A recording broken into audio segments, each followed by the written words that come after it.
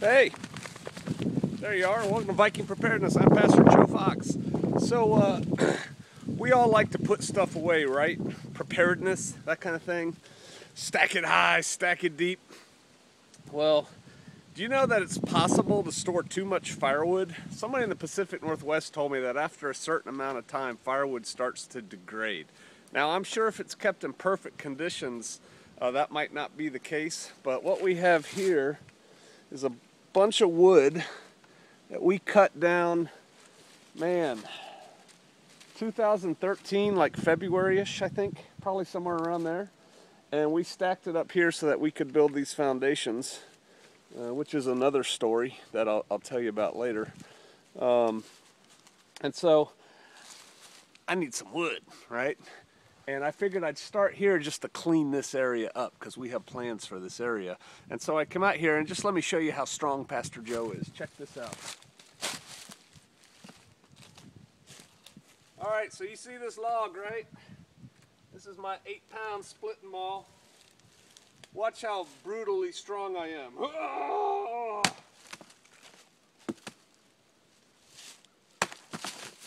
This stuff is rotten.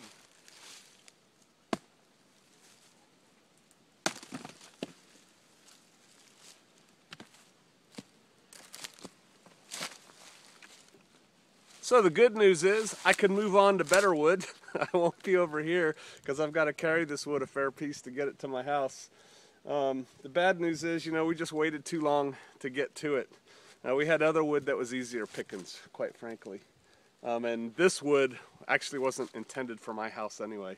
But it's all rotten. None of it's any good anymore. And actually it's kind of a termite thing.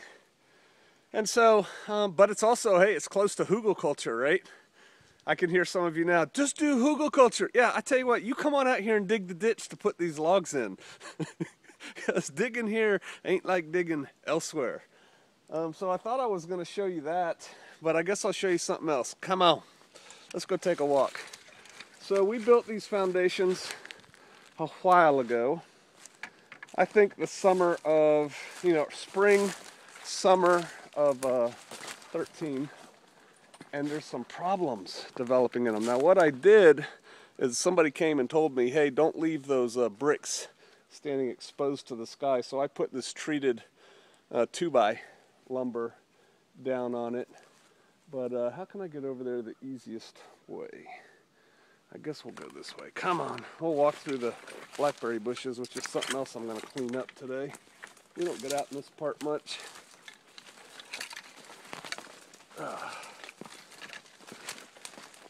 Look at this. Can you see that? Whoa, I know it's an earthquake again. Look at that. Whoa. Can you see those cracks? They're all over these foundations. They're on the other side, on the corner, and then we have a foundation down there also. You can see that, right? Yeah. So that's no bueno. What if somebody had built a house on this? I don't know what caused it. Maybe some of you all do. I was not real pleased with the guy who actually did the work that we hired to lay these bricks. But it could be a foundational issue. I don't know. But it's over there on that corner. It's on the other corner, and down on the foundation down there, there's another corner. So, let me get out of these weeds, these blackberries. Yowzers. I'm caught! Send help! What's step one survival? Billy! Billy walks in and says, y'all need help! Ouch. These things are sharp. So, yeah, the foundations are cracked. I don't know what we're gonna do. Take them down? Repurpose the bricks? I don't know. Throw the goats in there? But yeah, kind of a bummer. Kind of a waste of time, effort, and money, right? Things you live and learn. No big deal. All right, just a little bit of what my day's gonna be. I am gonna go split wood today. I have better wood. Matter of fact, I tell you what, I'll try and splice some of that in here for the video. It'll just come out later today. All right. All right, so we're back. So you people in the northern climes may be asking me, Pastor Joe, why didn't you do this earlier? Why didn't you get all your wood split before winter? Because the reality is, there we go, now I'm in the light. The reality is, it just doesn't get that cold here. You know, here we are, end of January, it's going up to like 50-something degrees today. It's going up to 60 tomorrow. It dropped down below freezing last night. So we had a fire going. And so that's one, you know, wood isn't essential to live here in the Ozarks. And then two, I normally start doing my serious wood chopping and stacking up and that kind of thing after the first frost, after all the chiggers are gone and the ticks are down. And then, of course, you know, we had the issues with my wife for 2 months, so I wasn't out here. So, we're getting to it now. I still have a little bit of firewood left in my woodshed, and so it's time to do some more. I cut this wood down right here last year because this is the forest right behind my house, and I'm trying to push it back a little bit, forest fire kind of thing, and make it park-like. And so I have all these down trees. And this has been stacked for about a year. Let's see if it works.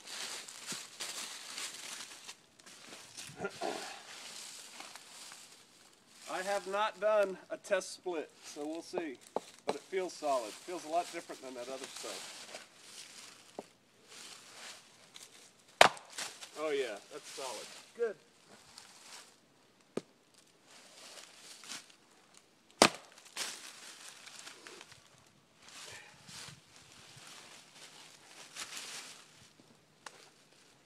I did a video once where I talked about splitting mauls, and I said my friend has the best splitting maul in the world, and so many people asked me what kind it was.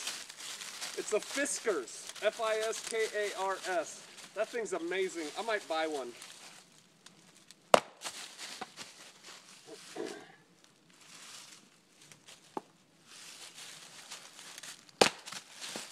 So split logs catch on fire easier. For your wood stove. That's why we split them. Whoop. They also dry out quicker if you split them, but as you can see, they're dry just fine. So that's what I'm going to do today. Splitting wood, carrying wood. All right. What's that? Chop wood, haul water? All right. Hey, so when I was back right over there, and I was splitting this wood, I found myself asking myself, why did you cut this so short? My wood stove takes 18-inch long pieces, so, you know, why am I having to split this? You know, it's not economical of effort. And then I remembered, we have a wood cook stove that is still not installed, a Pioneer, Princess Pioneer made, that kind of changed the name. It's a really nice wood cook stove, and I cut these pieces so that when I split them, they would fit in that firebox, which I think is a little shorter, and I wanted my wife to have an easier time getting it started. So that stove is not installed yet. I have this short wood. So then I came out here, and these pieces right here were cut during the Viking Pistol 1, not quite a year ago, and I was worried that they wouldn't be dry enough. You know, it's still green, because these were trees that were standing right here. And a man came who knew what he was doing and cut them down. But I test split one, and then I took it in and I burned it, and it burned great. So these are ready. So I'm going to change my effort, and I'm going to go to these that you see out here and burn them. But there's an added benefit. Check this out. So they've dried out enough, they've rotted enough that the bark comes off pretty easy now.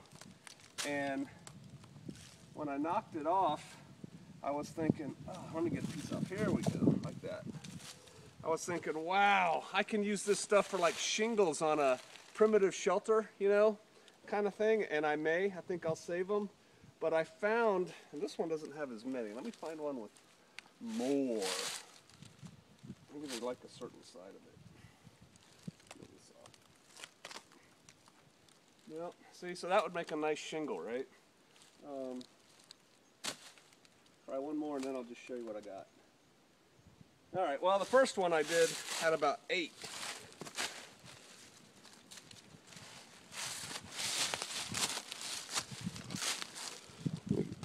Here, get a knife of these little grubs here.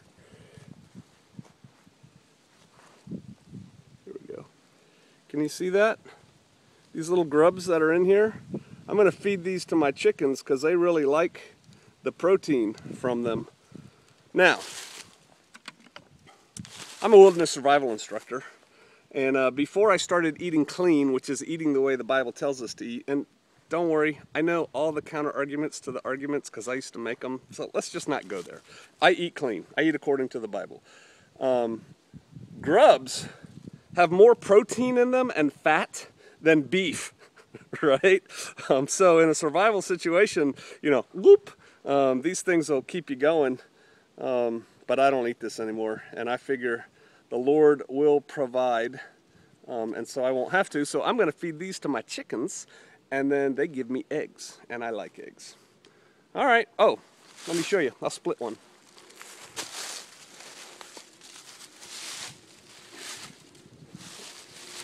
Let's hope it, there, flip it around the right way. These babies are big and heavy. All right. Shall we? Woo!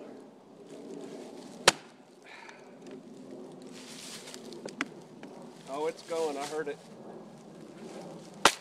There we go. Bust one out here.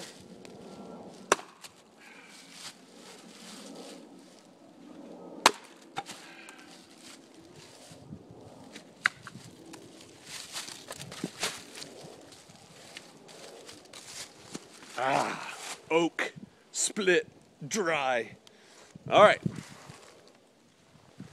Glove off. Hey, welcome back.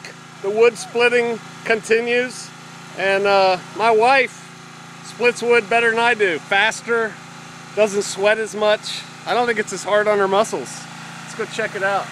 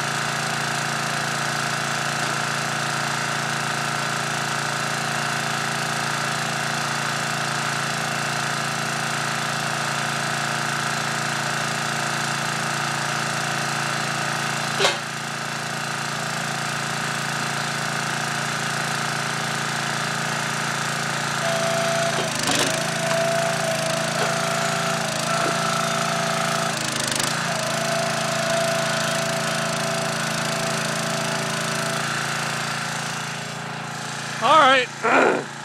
So that's what we're going to be doing until lunch. We'll take about an hour break at lunch, and then we'll get back on it. Today's task, splitting, stacking wood. All right. Woo, sorry. Thanks for supporting us. I'll see you out there.